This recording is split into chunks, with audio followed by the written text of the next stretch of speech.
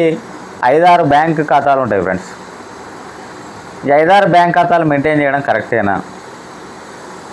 అసలు ఈ మెయింటైన్ చేయడం వల్ల మనకు వచ్చే నష్టం ఏంటిది? సో వాటన్నిటిని క్లోజ్ చేసుకోవడం ఎట్లా?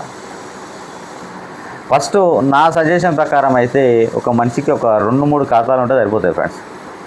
లేదంటే ఒక మ్యాక్సిమం 3 ఖాతాలు ఉంటే సరిపోతుంది. సో అంతకంటే మించి మనం ఖాతాలు మెయింటైన్ చేయడం అనేది అంత కరెక్ట్ కాదు. ఎందుకంటే మనం ఒక బ్యాంకులో ఖాతా మెయింటైన్ చేసినామంటే మనకు యాన్యువల్ ఛార్జెస్ పడతాయి. ఏటీఎం కార్డు ఉంటే ఏటీఎం కార్డు సర్వీస్ ఛార్జెస్ పడతాయి. మళ్ళీ దాంట్లో మనం మినిమం బ్యాలెన్స్ మెయింటైన్ చేయకపోతే మినిమం బ్యాలెన్స్ ఛార్జెస్, ఎస్ఎంఎస్ పంపిస్తే ఎస్ఎంఎస్ ఛార్జెస్, ఈ విధంగా రకరకాల ఛార్జెస్ పడుతూ ఉంటాయి ఫ్రెండ్స్.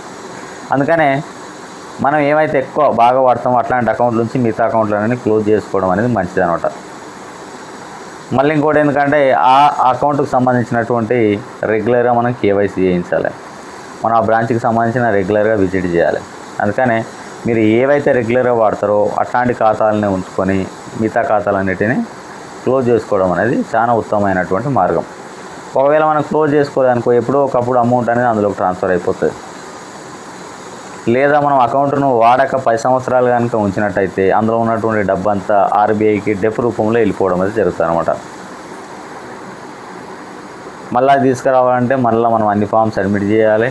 సో బ్యాంక్ వాళ్ళ చుట్టూ తిరగాల్సినటువంటి అవసరం అయితే ఉన్నదనమాట. అందుకనే నేను మీకు చెప్పేటటువంటి సలహా ఏంటంటే అనవసరంగా 5-6 ఖాతాలు 7-8 ఖాతాలు మెయింటైన్ చేసి అన్నిట్లలో minimum charges, ATM card charges, annual charges కట్టుకుంటూ మన దగ్గర ఉన్నటువంటి డబ్బును వృధా చేసుకుంటూ వాటన్నిటిని మెయింటైన్ చేయడం చూడడం కూడా ఒక తలకాయ నొప్పే. కాబట్టి సో మీరేం చేయండి అంటే మీ స్తోమతకు తగ్గట్టు ఒక 3 ఖాతాల మటుకు ఉంచుకొని సో మిగతా ఖాతాలన్నిటిని క్లోజ్ చేసేసేయండి.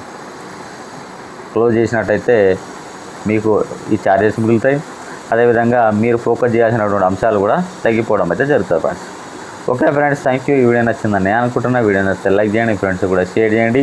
సో మన యూట్యూబ్ ఛానల్ కొత్తగా వస్తున్న వాళ్ళు తప్పకుండా సబ్స్క్రైబ్